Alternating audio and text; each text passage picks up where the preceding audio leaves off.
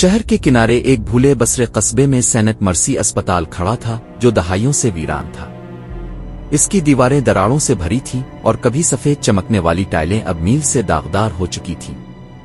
کوئی بھی وہاں جانے کی جرت نہ کرتا تھا، یہاں تک کہ سب سے زیادہ بہادر مہم جو بھی نہیں، کیونکہ اس جگہ کی ایک شہرت تھی۔ خالی حالوں میں قدموں کی سرگوشیاں، جلتی بجھتی روشنیاں اور رات کے سناٹے میں گونجتی ہوئی چیخیں۔ ایک طوفانی شام کو سارا، جو ایک مہم جوئی کی شوقین تھی، نے اس بھوتیا اسپتال کے پیچھے کے سچ کو جاننے کا فیصلہ کیا۔ وہ ایک ٹارچ اور کیمرے سے لیس ہو کر زنگ آلود دروازے کو دھکیل کر کھولتی ہے۔ اندر کی ہوا گاڑی اور باسی تھی جیسے برسوں سے چھوئی نہ گئی ہو۔ اس کی ریڑھ کی ہڈی میں ایک سرد لہر دوڑ گئی، لیکن وہ پختہ ارادے کے ساتھ آگے بڑھی کہ یہ سب محض افواہیں ہیں۔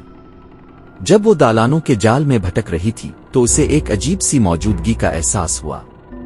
لائٹس جلتی بجھتی رہے، ہوا میں مدھم سرگوشیاں تیر رہی تھیں، حالانکہ اسپتال بالکل خالی تھا۔ وہ رکی، اس کی ٹارچ کی روشنی نے دور ایک چیز کو پکڑا، ایک شخصیت زرد اور لاغر جو دالان کے آخر میں کھڑی تھی۔ سارا کا دل زور زور سے دھڑکنے لگا۔ وہ شخصیت مڑی، اس کی کھوکھلی آنکھیں سارا کی روح تک گھورتی محسوس ہوئیں۔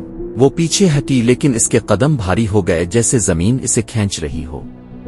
سرگوشیاں تیز ہو گئیں زیادہ زور سے، اور اس کے سر میں اجنبی آوازیں گونجنے لگیں۔ چلی جاؤ، اس سے پہلے کہ دیر ہو جائے۔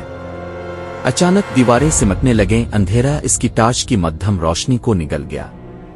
سارا نے بھاگنے کی کوشش کی، لیکن اسپتال بدل چکا تھا۔ دروازے غائب ہو چکے تھے، ان کی جگہ اندھیروں اور ناامیدی کے بے انتہا حال لے چکے تھے۔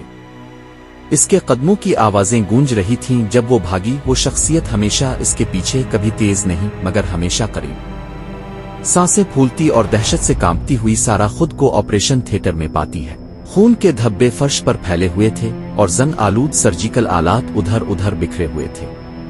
سرگوشیاں رک گئیں، کچھ لمحوں کے لیے صرف خاموشی تھی، پھر ایک سرد ہاتھ نے اس کے کندھے کو پکڑ لیا۔ سارا چیخی، لیکن کسی نے نہیں سنا۔ صبح تک اسپتال ویسے ہی خاموش کھڑا تھا اور سارا غائب ہو چکی تھی۔